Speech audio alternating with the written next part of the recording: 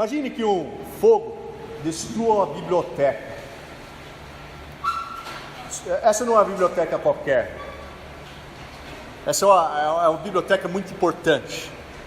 É a biblioteca. Nessa biblioteca nós temos livros que nós não encontramos em nenhuma outra biblioteca. Além do mais, você tem originais, livros originais, que você só pode encontrar umas cópias. Mas para quem gosta de livros, a cópia não significa nada.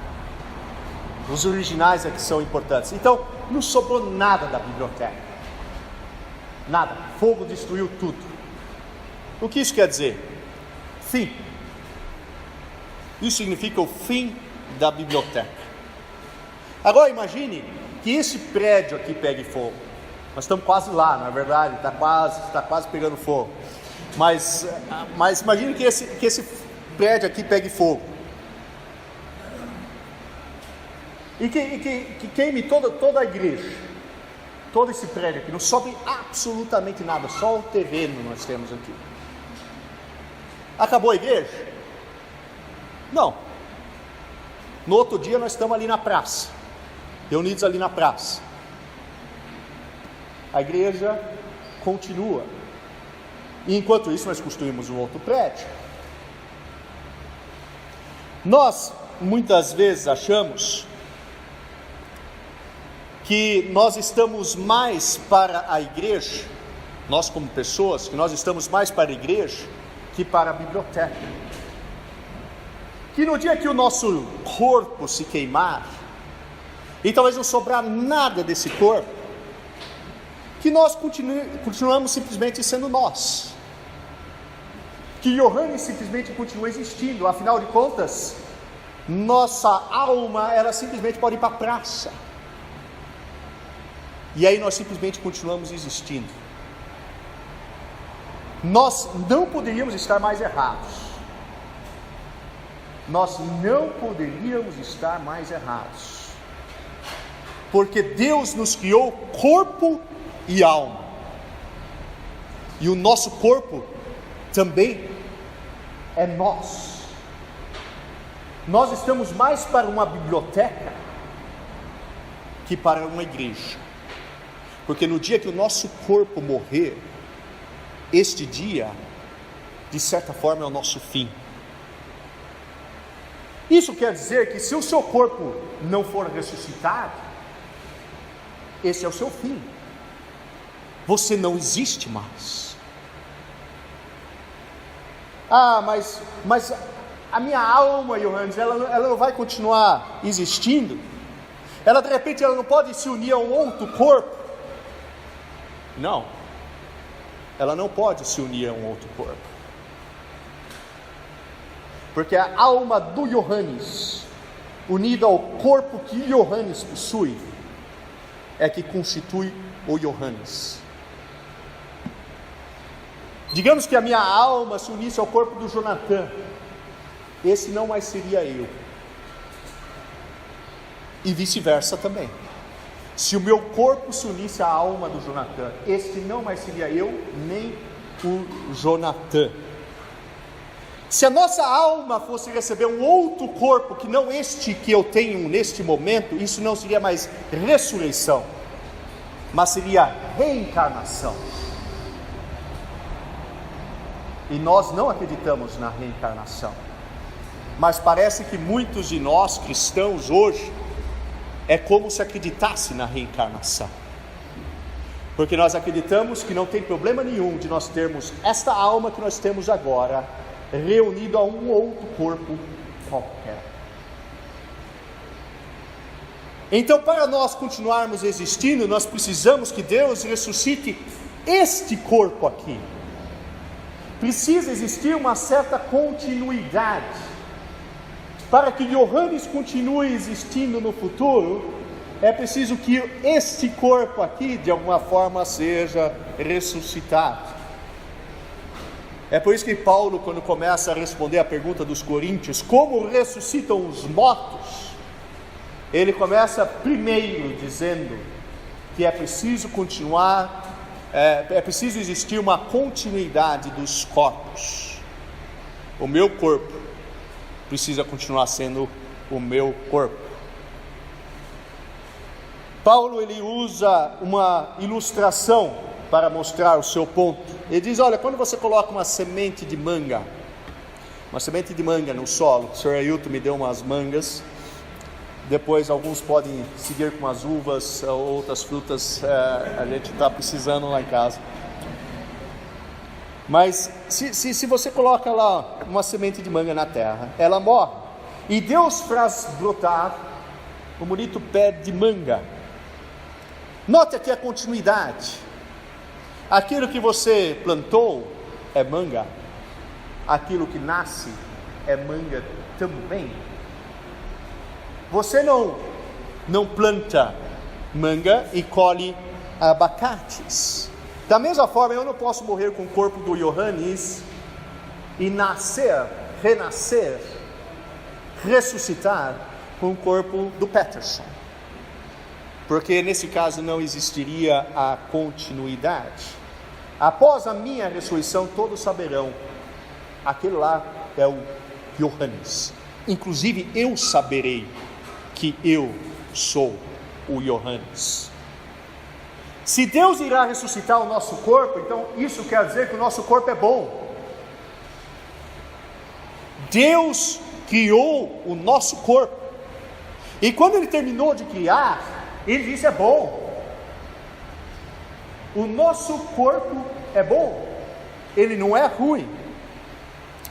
O fato de Deus um dia querer ressuscitar esse corpo mostra isso. O problema jamais esteve no corpo que nós possuímos.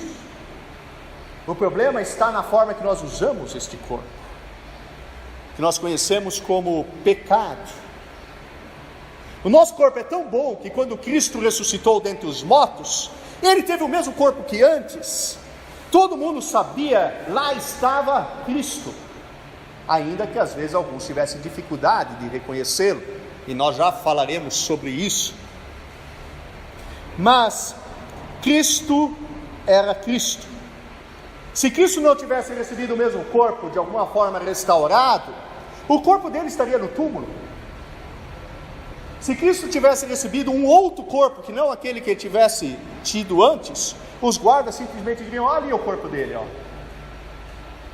Ninguém diria que o túmulo estava vazio.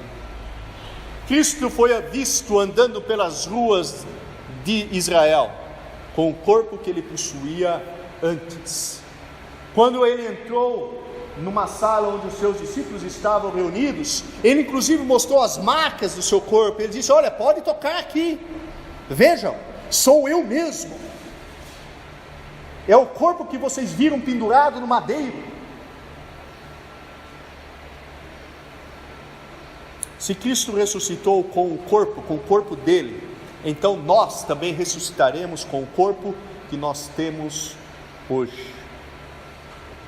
Portanto, eu terei um corpo após a morte, e será este corpo, mas com algumas diferenças. Este corpo terá algumas diferenças com relação ao corpo futuro. Isto é, ainda que exista uma certa continuidade, e ela precisa existir, existe descontinuidade. Assim como o pé de manga possui, digamos, um corpo diferente de uma semente de manga, assim também o nosso corpo futuro, ressurreto, será diferente do corpo que nós possuímos hoje.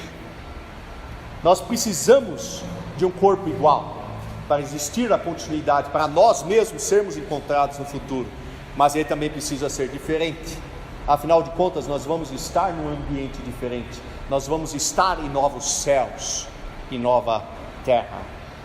Quais são então as diferenças? Paulo responde aqui: o corpo que é semeado perecível, ele ressuscita imperecível. Aquele que é semeado em desonra, ressuscita em honra. Aquele que é semeado em fraqueza, ressuscita em poder. Aquele que é semeado corpo natural, ressuscita espiritual. Ou seja, o nosso corpo, ele será igual, mas diferente. Ele precisa ser diferente. Ele precisa ser diferente, porque ele estará no novo ambiente, em novos céus, em nova terra. N.T. Wright, um grande teólogo, ele diz que a coisa será mais ou menos parecida àquilo que nós enfrentamos no dia de hoje. Às vezes no dia de hoje, você conhece lá uma pessoa que você conhece por anos, você vê ela todos os dias, saudável, correndo na areia, carregando coisas pesadas e etc. E de repente ela fica doente, e por algumas semanas você não a vê, e ela fica bem debilitada, e de repente você vai no hospital visitá-la, você quase não a reconhece. É ela, você sabe que é ela, você ainda consegue reconhecê-la, mas você quase não a reconhece, porque o corpo está todo deformado, ela está magra, pálida, aquele corpo está destruidão lá. Ele fala, pois é, diz Andrew Wright, quando nós estivermos com o nosso corpo ressurreto, e nós olharmos para o corpo que nós temos hoje, nós teremos a mesma impressão. Fala, puxa, Johannes, lá em 2020 aquele corpo estava destruidão, acabado, você estava doente. E de fato essa é a impressão que nós teremos, porque nós teremos um corpo imperecível, glorioso, poderoso, assim como o corpo de Cristo foi após ele ter ressurreto dentre os mortos. Nós iremos nos reconhecer, todos irão reconhecer, assim como nós reconhecemos o doente, mas ainda assim nós veremos claramente as diferenças existentes no corpo. É como se hoje nós tivéssemos o corpo de Adão, e quando nós tivermos os nossos corpos ressurretos, nós vamos ter o corpo do segundo Adão, Cristo, um corpo glorioso. C.S. Lewis, o escritor C.S. Lewis, ele diz o seguinte: quando você está aprendendo a montar cavalo, eles dão para vocês cavalos inexpressivos. Ninguém vai dar cavalo bom para quem está aprendendo a montar cavalo. Eu lembro que lá no IAME, onde nós fomos visitar alguns tempos atrás aí, os jovens principalmente foram para lá. André, incluí você entre os jovens, hein? Você estava lá no IAME, você fez parte dos jovens. Mas quando nós fomos visitar lá, uma vez, muitos anos atrás, eu não sabia montar cavalo, e o Peter do IAME, que era responsável pelo IAME, ele me deu o pior dos cavalos lá. Ele disse, monta nesse cavalo aí, esse cavalo é apropriado para você, é do seu naipe, é do seu nível. Mas ele disse, C.S. Lewis disse isso então, se você está aprendendo a montar, qualquer cavalo serve, mas quando você já sabe montar, quando você é bom nisso, daí você ganha a permissão de montar num cavalo que sabe pular e galopar.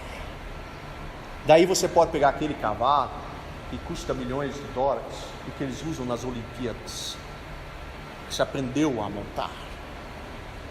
Aquilo que está acontecendo conosco hoje aqui na Terra, com o nosso corpo, é isso. Nós não sabemos montar. Qualquer cavalo serve, qualquer corpo de certa forma serve, mas um dia, pela graça de Deus, ele vai nos transformar em bons montadores. Daí nós vamos precisar de um cavalo muito bom, um corpo glorioso. Só um corpo glorioso torna de alguma forma digno você adentrar um lugar também glorioso, como serão os novos céus e a nova terra. Quais são as implicações disso? Quais são as implicações de nós termos o mesmo corpo, só que não, o mesmo corpo, mas diferente, transformado? Primeira implicação: você não precisa ter medo da morte deste corpo. Você não precisa ter medo da morte deste corpo.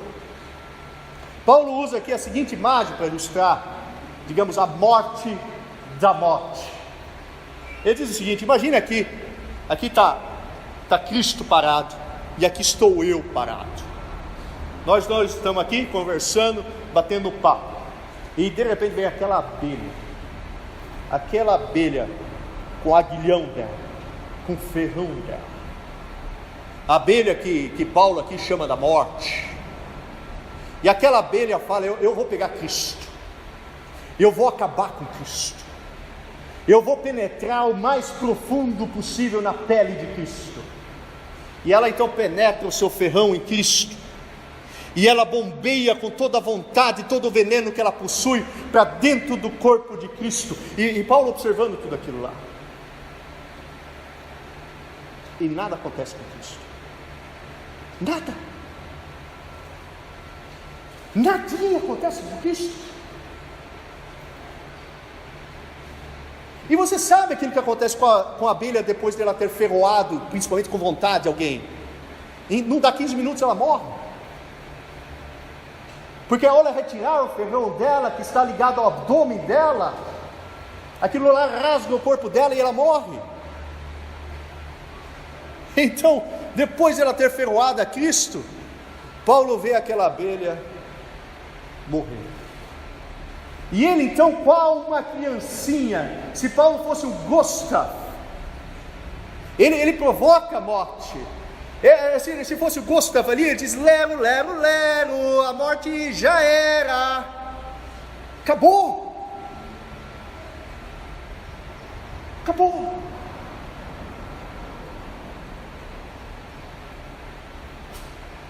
Por isso que ele diz aqui no hino de vitória, ele diz: onde está, ó morte, o teu aguilhão? Onde está, ó morte, o teu aguilhão? É em Cristo, mas não foi nada em Cristo. E se ele está em Cristo, a abelha morreu, é a morte da morte.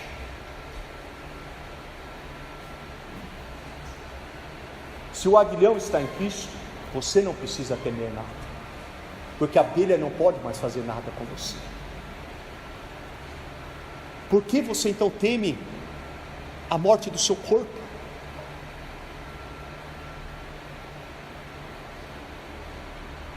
Paulo leva tão a sério isso que ele diz: me exponho a perigos o tempo todo. Me exponho a perigos o tempo todo. Todos os dias, diz Paulo aqui, eu enfrento a morte. Por quê? Porque ele não está nem aí para a morte. Nem aí para a morte. A morte já foi derrotada.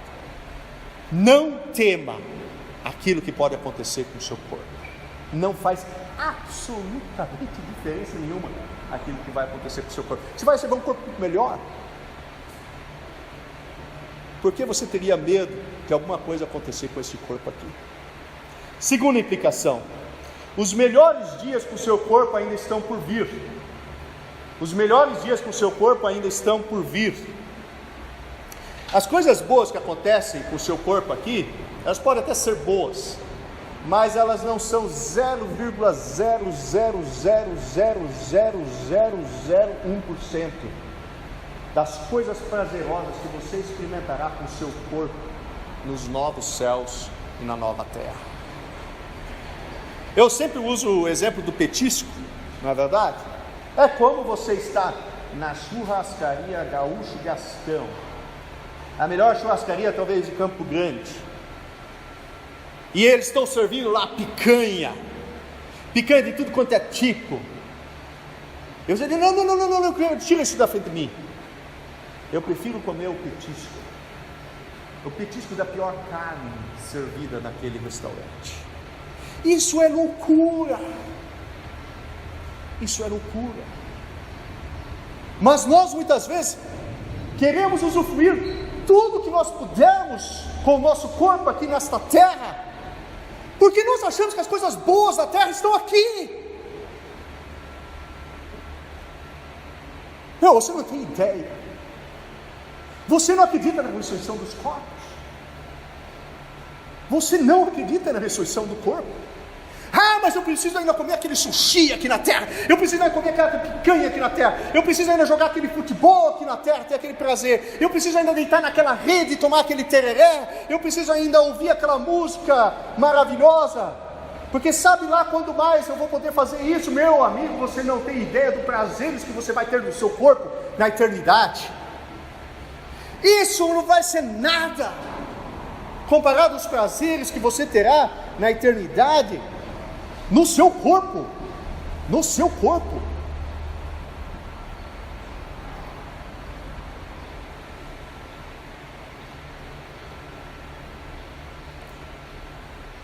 Sabe, você fica preocupado em perder às vezes um almoço aqui.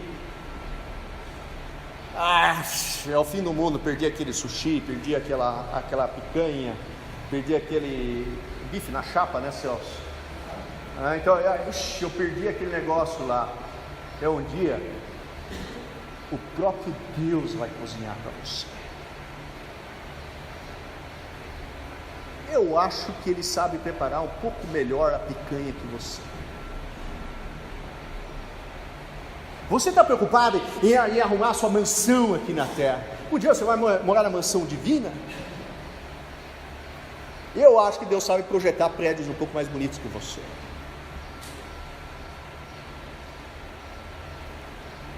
Os dias melhores com o nosso corpo estão por vir. Use direito esse corpo. E aí então, isso naturalmente nos leva à terceira implicação, que é a seguinte: você deve trabalhar com o seu corpo mais que o apóstolo Paulo. Você deve trabalhar com o seu corpo mais que o apóstolo Paulo. Paulo, ele claramente vincula aqui o assunto ressurreição dos mortos com trabalho. O capítulo inteiro ele fala sobre ressurreição, mas ele claramente vincula isso a trabalho, porque quando ele começa o seu capítulo, ele diz o seguinte: olha, eu trabalhei mais que todos os apóstolos, pela graça de Deus. E quando ele conclui toda a sua argumentação acerca da ressurreição dos mortos, ele termina da seguinte forma no último versículo, ele diz: portanto, meus amados irmãos, sejam sempre dedicados à obra do Senhor, pois vocês sabem que no Senhor o trabalho de vocês não é vão.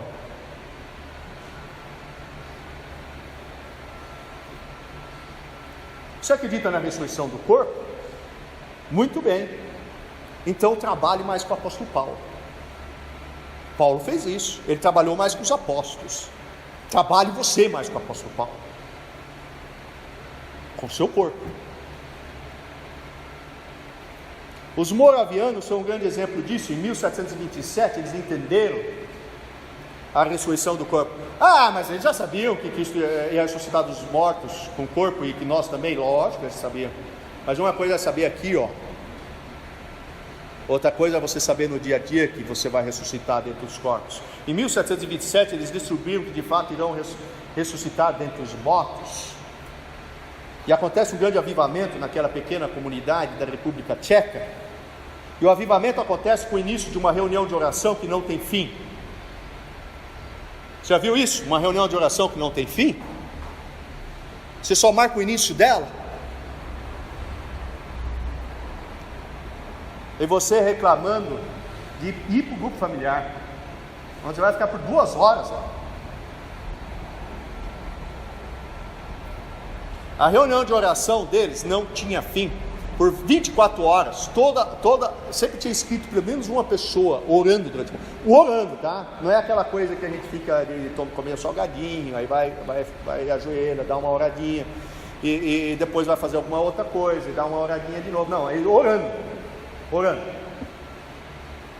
24 horas, sempre tinha uma pessoa orando 1 hora por dia. Durou mais que 100 anos essa reunião de oração. Mais que 100 anos. Nada de mimimi. Nós aqui somos a geração Nutella comparado com os moravianos. Por quê? Por que eles se davam? Pois é, que se davam na ressurreição do corpo. Eu posso dar o meu corpo, vou dar o meu corpo. Pastor, assim, não tem problema nenhum, vou me ajoelhar, vai acabar com os meus joelhos, e daí? Eu vou ter um novo corpo. Aquela pequena e pobre comunidade se tornou na maior agência missionária do mundo. Como eles não tinham dinheiro para sustentar missionários, eles aprendiam o ofício, iam para outro lugar e trabalhavam com suas próprias mãos para sustento deles. E eles gostavam de ir para lugares onde ninguém tinha ido. 2 jovens, por exemplo, moravianos de 20 anos, idade um pouco mais velha que vocês aí, 20 anos, eles decidiram o seguinte: eles ouviram falar que tinha lá uma ilha perto da Índia, onde o dono da ilha, ele comprou 2.000 escravos da África e levou até aquela ilha. E eles pensaram, conversando assim no bate-papo, provavelmente depois do culto, eles conversaram: esses caras nunca vão ouvir de Cristo. Eles nunca, nessa pequena ilha aí, eles nunca vão ouvir de Cristo. Ele falou: nós vamos para essa ilha, nós vamos pregar o evangelho nessa ilha. E aí então eles escreveram para o dono da ilha e disseram: nós queremos pregar o evangelho aí. Ele falou: negativo, aí, aqui não, aqui eu sou ateu, aqui não entra pregador do evangelho. Então eles falaram: nós temos que mudar a estratégia. Isso é uma pessoa de fé, visionário. Nós temos que mudar a estratégia. Eles falaram: o negócio é o seguinte, nós queremos ser escravos do Senhor. Claro, vocês podem ser escravos meu, mas não pense que eu vou pagar a viagem de vocês até aqui. Lembra que eles estavam na Europa e nós estamos falando de uma ilha perto da Índia. Então o que eles fizeram? Ora, um escravo, eles se venderam como escravos. E com o dinheiro da venda deles como escravos, eles pagaram a viagem deles até aquela ilha para se tornarem missionários naquela ilha como escravos. Não tinha medo do que ia acontecer com o corpo. Esses caras queriam trabalhar mais que Paulo. Eles vão ter um novo corpo. Qual é o problema de você ser um escravo aqui na terra? Se através da escravidão você vai alcançar outras pessoas para Cristo. Sabe, isso é intensidade. Isso é vontade de mudar o mundo. Em 25 anos, os moravianos, eles enviaram mais que 100 missionários para o mundo. Isso é mais do que todas as igrejas protestantes do mundo enviaram em 200 anos.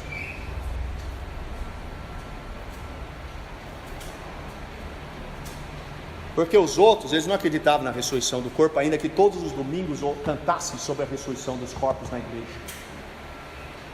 Mas eles, os moravianos, acreditavam na ressurreição do corpo.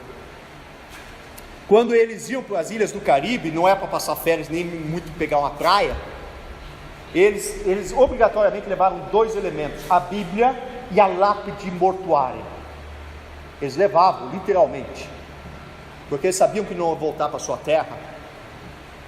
E lá no Caribe não tinham lápides, então eles precisavam de uma para que o seu corpo fosse enterrado naquele lugar. A crença na ressurreição deles era tão forte que desde aquela época que aconteceu o avivamento até hoje, nós temos uma baita de uma tradição que muitas outras denominações depois copiaram dos moravianos. No dia da ressurreição, na Páscoa, ainda à noite, eles se reuniam para cantar hinos no cemitério onde os seus amados estavam enterrados. E eles então começavam a cantar juntos hinos. E quando os primeiros raios de sol surgiam, o pastor, ele gritava: Cristo ressuscitou! E a congregação respondia de forma intensa, forte: Ele de fato ressuscitou. E então trombetas eram tocadas, simbolizando aquilo que Paulo está escrevendo aqui, que no dia que as trombetas fossem tocadas, os mortos seriam ressuscitados e teriam novos corpos. E isso fazia eles, de uma forma muito vívida, se lembrarem de que os corpos deles seriam ressuscitados, e de que aquelas pessoas que estavam ali enterradas, talvez com o corpo totalmente decaído, talvez só o pó daqueles amigos, queridos irmãos, também teriam seus corpos ressuscitados. Que tradição! Que tradição! Ano que vem isso tem na nossa igreja.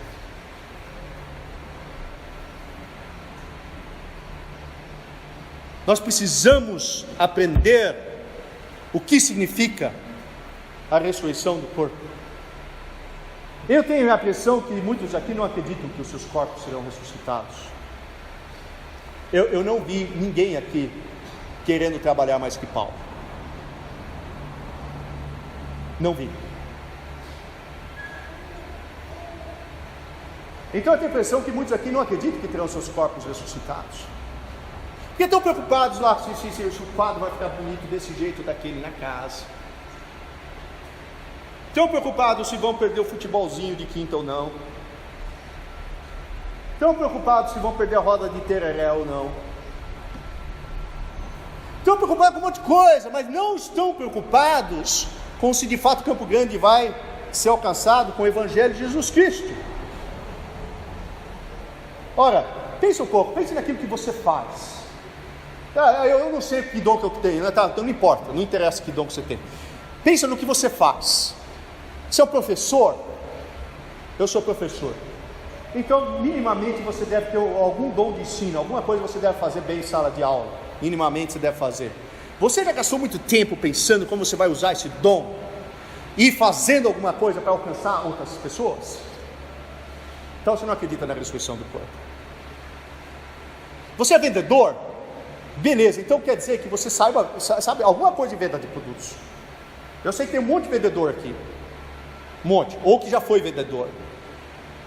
Se você é vendedor, então você precisa chegar em pessoas desconhecidas para tentar vender um produto para essa pessoa desconhecida. Você fica pensando e bolando estratégias de qual é a melhor forma de eu chegar numa pessoa para apresentar aquele produto. Como eu posso anunciar melhor o meu produto? Como eu posso talvez visitar? Você cria uma agenda de como você pode visitar a pessoa A, B, C, D, E, para que você possa vender os produtos. Você já fez isso com relação ao cristianismo?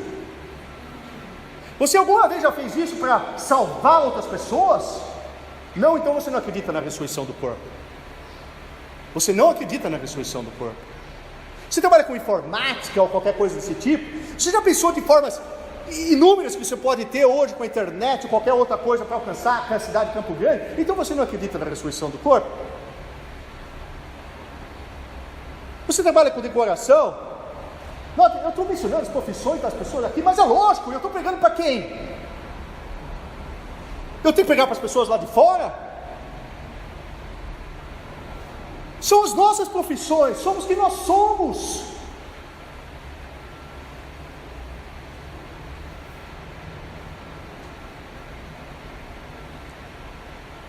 Se nós queremos transformar esta cidade, nós temos que ser pessoas que nós acreditamos na ressurreição dos nossos corpos. E consequentemente nós não vamos estar nem aí se o nosso corpo vai viver 2 anos a mais ou a menos, porque nós estamos de fato empregando todo o nosso corpo para conquistar essa cidade para o Senhor Jesus Cristo, porque nós teremos um corpo muito mais glorioso no dia em que nós morrermos.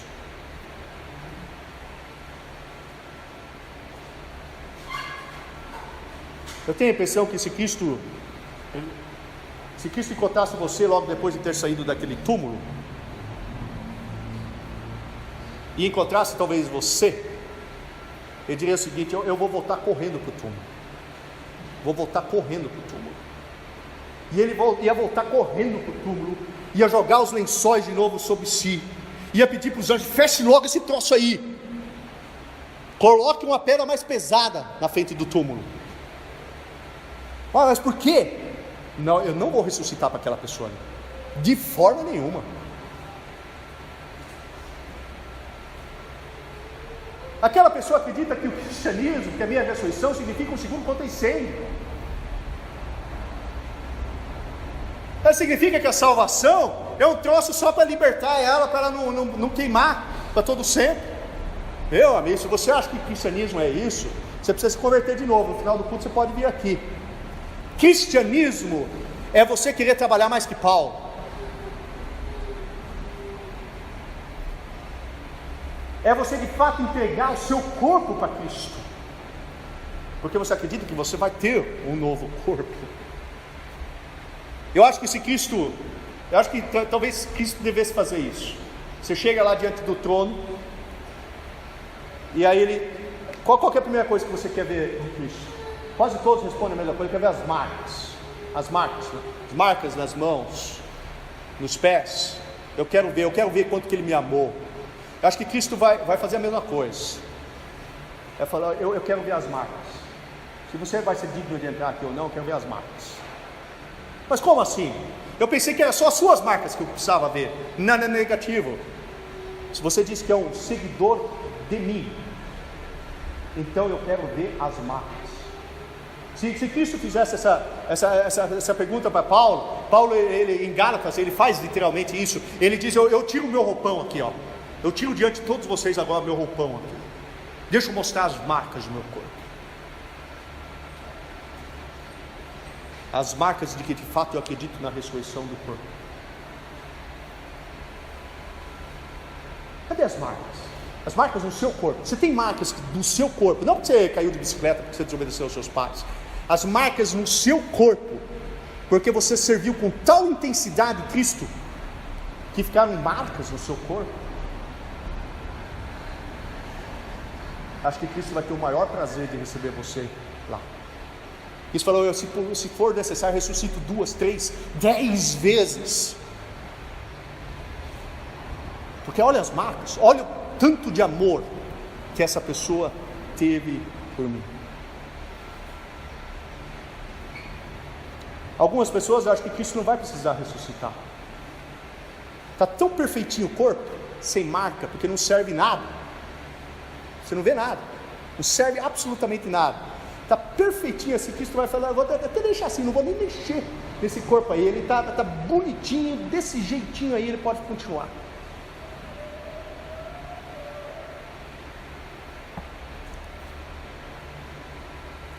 A ressurreição dos nossos corpos tem implicações práticas, e uma delas é que você vai trabalhar mais que Paulo. A quarta implicação é que você pode ter Cristo. Você pode ter Cristo. Quando você lê os evangelhos, você tem a início da impressão que logo no início, assim, eles querem fazer você ficar apaixonado por Cristo, amar Cristo. Todo escritor faz isso, né? Tim Keller diz isso. Todo escritor, ele gosta de fazer no começo do livro, ou do filme, ou qualquer coisa, de você logo saber quem que você tem que amar. Aquela pessoa que você, ao longo de toda a história, você vai amar. E então, quando chega no final do livro, muitas vezes nós percebemos que aquela pessoa que nós aprendemos a amar, que nós não podemos tê-la. Você pode até às vezes falar: eu quero conhecer o ator que fez aquele personagem naquele filme, e você vai lá conhecer o ator, mas é a mesma coisa? Não é, está longe de ser aquela pessoa que você aprendeu a amar ao longo do filme, ou de uma história. O Sr. João, por exemplo, ele falou que aprendeu a amar a Cinderela, né? Era a Cinderela que você falou que é o personagem. O Douglas falou que era a Branca de Neve, né? A Branca de Neve que você aprendeu. Não, mas é isso, né? Nós não temos, todos nós não gostamos de confessar quando nós somos mais velhos, aqueles personagens que nós aprendemos a amar quando menores. Mas todos nós aprendemos a amar alguns personagens, personagens dos livros.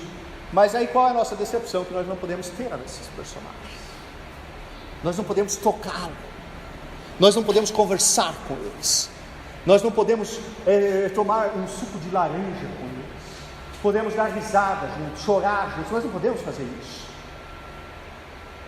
Mas pense uma vez o que acontece nos evangelhos, vai contando a história, e é impossível você não amar Cristo, logo no início, é impossível. O Rei dos Reis nasce numa humilde manjedoura, humilde, e ele então vive uma vida extremamente humilde, aprende humildemente a obedecer ao seu pai. Ele então começa a fazer milagres, começa a libertar as pessoas dos seus sofrimentos, os pobres das suas tribulações.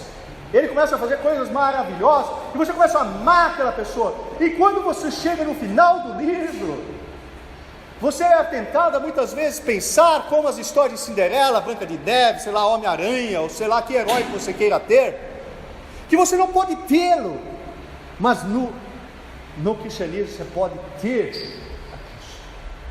Cristo é o herói dos heróis. Cristo é aquele herói que quando beija uma besta, ela de fato é transformada. Ele é aquele herói quando de fato ele vai em busca de sua noiva, ele dá a sua vida pela noiva. Qualquer tipo de herói que você possa imaginar, Cristo é um herói superior a eles. Ele junta todos aqueles heróis e coloca no bolso. Mas Cristo não é o herói que somente você pode aprender a amar, você pode também ter Cristo. Quando Jesus ressuscitou dentre os mortos, ele encontra Maria queria segurar Jesus. O Senhor não vai mais sair do meu lado. agora eu quero ficar com o Senhor. E a ideia que ela está passando para Jesus é o seguinte: olha, de sexta, do dia que o Senhor morreu, até hoje, domingo, o Senhor só foi um grande exemplo para mim.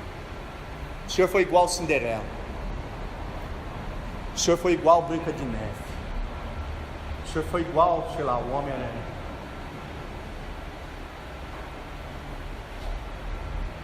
Mas hoje eu sei que o Senhor é mais que isso, porque eu posso tocar o Senhor, eu tenho a presença do Senhor, e eu não quero jamais perder essa presença do Senhor. E aí Jesus disse para Maria: Maria, não, você não pode me segurar aqui, você não pode me deter aqui, porque eu preciso subir para o meu Pai. E sabe de uma coisa, Maria? Quando eu subir para o meu Pai, eu vou mandar para baixo o meu Espírito, e então não somente você poderá me ter todos os dias, mas todos aqueles que me seguem poderão me ter todos os dias. Maria, se eu ficar aqui na terra, nós vamos nos separar. Às vezes eu estou no barco no meio do mar da Galileia, e você vai estar na sua casinha. Às vezes eu vou estar num cômodo, você vai estar no outro cômodo. Você não vai poder me ter o tempo todo, mas se eu for e meu Espírito descer, então você poderá me ter o tempo todo. Tim Keller diz que Jesus estava dizendo para Maria o seguinte: eu posso lhe dar algo melhor que colocar a minha mão na sua mão. Eu posso colocar o meu coração no seu coração. Isso nós só temos porque Cristo ressuscitou dentre os mortos com seu corpo, e nós também teremos um corpo glorificado. E os primeiros discípulos tiveram a Cristo, eles tiveram a Cristo, e a prova de que eles tiveram a Cristo é a seguinte: vocês sabiam que o túmulo de Cristo foi perdido? 150 anos depois da morte de Cristo, ninguém mais sabia dizer onde que Cristo tinha sido sepultado. Claro, se você for hoje para Jerusalém, vai ter lá o guia turístico. Você pagar 100zinha na mão dele, ele vai mostrar que é o túmulo de Jesus Cristo. Mas ninguém sabe onde é o túmulo de Jesus Cristo. 150 anos depois, ninguém sabe. E isso é algo de nos deixar maravilhados, porque mesmo na época de Jesus, quando um grande homem, um grande profeta, um homem muito sábio, um grande estadista morria, aquele túmulo era venerável. As pessoas faziam peregrinações para aquele túmulo. Na época que Jesus morreu, tinham 50 desses túmulos, onde as pessoas iam fazer lá as visitas, venerar aquela pessoa. Mas 150 anos depois da morte de Cristo, ninguém sabe onde ele foi sepultado. Nós perdemos o túmulo de Cristo. Mas por que nós fomos tão fracos assim, perder o túmulo de Cristo? Tim Keller explica isso. Ele diz: olha, quando você tem um filho em casa, não tem nada de especial no quarto do filho. Nada especial no quarto dele. Você entra lá no quarto dele, você vê lá os sapatos dele jogados lá no chão. Você diz: nossa, de novo não colocou os sapatos no lugar certo. Aí você vê lá a cama não feita, os lençóis, a roupa pendurada, talvez uma parte jogada em cima do armário, né, Gabriel? Tem uma parte da roupa jogada em cima do armário. Então você não tem nada de especial. De fato, muitas vezes você está aqui aqueles ralos no filho, porque as coisas não estão tudo no lugarzinho certo. Mas quando você não tem mais o seu filho no quarto, quando talvez ele já saiu de casa para trabalhar ou estudar em outra cidade, quando ele saiu de casa porque ele casou, ou quem sabe muito mais triste que isso, quando você de fato perdeu o seu filho, ele morreu, e você entra no quarto do seu filho, e você vê os mesmos sapatos, na mesma posição, você diz: puxa, olha lá os sapatos dele, como eu queria que ele estivesse aqui. Você vai para os lençóis, para a cama mal arrumada, você vai até o travesseiro, você muitas vezes vai cheirar aquele travesseiro, muitas vezes que está fedido, Porque você diz: puxa, eu queria tanto que ele estivesse aqui. O que você está fazendo? Você venera aquele prato. Por que você venera? Porque você não o tem. Você não o tem. Então a explicação para o fato de que nós como cristãos não veneramos o túmulo de Cristo, e nós chegamos ao ponto de até perder o túmulo de Cristo, é porque não é necessário venerar aquilo. Os discípulos de Cristo tinham a Cristo. Eles tinham a Cristo. Cristo estava com eles. Cristo estava com eles em qualquer lugar que eles estivessem. Quer estivesse em Jerusalém ou Antioquia, quer estivesse no meio do lago da Galileia ou na pequena vila de Nazaré, todos eles tinham a Cristo. Eles não precisavam venerar o túmulo, eles não precisavam ir com saudosismo até o túmulo, ver os lençóis lá no túmulo, porque eles tinham Cristo com eles. E é isso que significa a ressurreição do corpo de Cristo. Ele significa que você pode ter a Cristo, que você pode colocar o seu coração no coração de Cristo. E a pergunta que faço é: você tem Cristo? Você tem Cristo? Você diz talvez: sim, ele foi de fato um grande exemplo. Não. Você não tem Cristo. Aquilo que você tem talvez é uma Cinderela, é um Homem-Aranha, mas não é Cristo. Cristo você pode ter. Você não somente pode aprender a amar, mas você pode ter. Você já o tem? Se não, hoje é o dia. Arrependa-se, prostre-se diante dele, beije os seus pés e torne-se um discípulo. Oremos. Senhor Deus, muito obrigado pela sua palavra, que é forte, é poderosa. Obrigado que ela nos corrige. É difícil, Senhor, eu sei que é difícil quando ela nos corrige, mas Senhor, obrigado que ela nos corrige também. Obrigado que ela também nos dá esperança de dias melhores, como é o caso da ressurreição do corpo, nós encontrarmos nossos queridos. Senhor, quantas pessoas aqui já não perderam pessoas muito próximas, pessoas muito queridas, que desejariam tanto que estivesse com elas. Senhor, um dia nós vamos ver. Um dia nós vamos ver. Que alegria será nós vermos. Mas Senhor, nós temos muita dificuldade, muita, porque nós precisamos muito dessa vida aqui, esse corpo que nós temos agora. Nós achamos que esse corpo que nós temos agora é o que há, e de fato nós temos que cuidar desse corpo. Mas Senhor, esse corpo não é nada comparado àquele corpo que nós teremos um dia, quando nós seremos ressuscitados entre os mortos. E nós olhamos fixamente para esse dia. Esse é o grande dia, o dia que as trombetas vão tocar, o dia que os nossos corpos serão transformados, o dia que nós estaremos com o Senhor, o dia que nós vamos sentar à sua mesa e comer a melhor refeição de todos.